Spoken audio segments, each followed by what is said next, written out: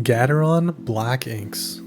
Since their release in 2019, they've become as ubiquitous as the word itself.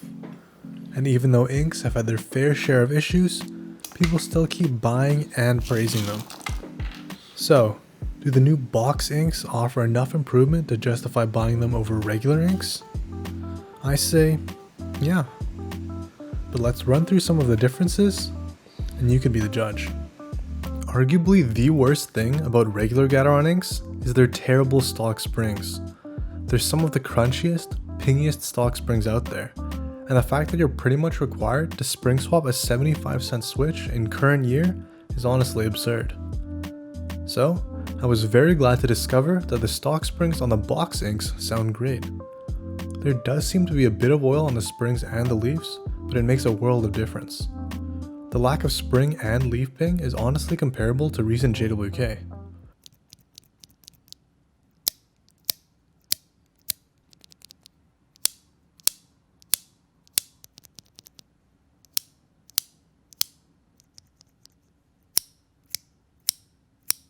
And after lubing the stock springs, they sound and feel great, especially the pink ones, which seem to be very similar to Gateron yellow springs in terms of feel. The pink box inks run 15mm 60g slow springs, and the black box inks run 19mm 70g slow springs. The stem and housing wobble on regular inks also leave something to be desired, at least for a switch of its price. Thankfully, the box inks have improved in both aspects, with the difference being most noticeable with keycaps on. I would still recommend filming them, but even without films, they're less wobbly than filmed regular inks. Rotational stem wobble is also improved. Why is this important?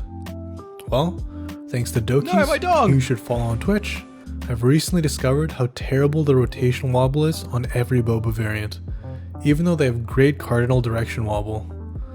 I wouldn't recommend using switches with bad rotational wobble on stabilized keys, especially the spacebar. I'm sorry if you didn't notice this until now, but now that I know, I can't unfeel it or unsee it, and I think it's important enough to share. In terms of smoothness, these are maybe slightly smoother than the Ink V2s I have, and are maybe slightly less smooth than the alpaca style JWK linears I have. But honestly, during normal use, all these premium linears feel the same to me, and this is even more true after breaking them in. In terms of sound, they're extremely similar to regular inks, maybe a tad bit deeper, but I'm not sure how much of that is just the slightly fresher lube.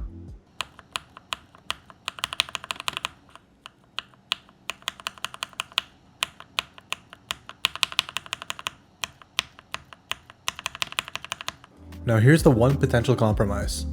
These switches are rated for 3.4mm of travel compared to the regular 4mm. And they're not pole bottom mount, they just have elongated stem sliders, similar to the yellow inks. In theory, reduced travel means a faster return and less overall time pressing each switch. But it isn't for everybody, and some people really don't like it. Although personally, I got used to it after like 2 typing tests. Another benefit to these box style stems is that they help prevent dust and debris from entering the inside of the switch.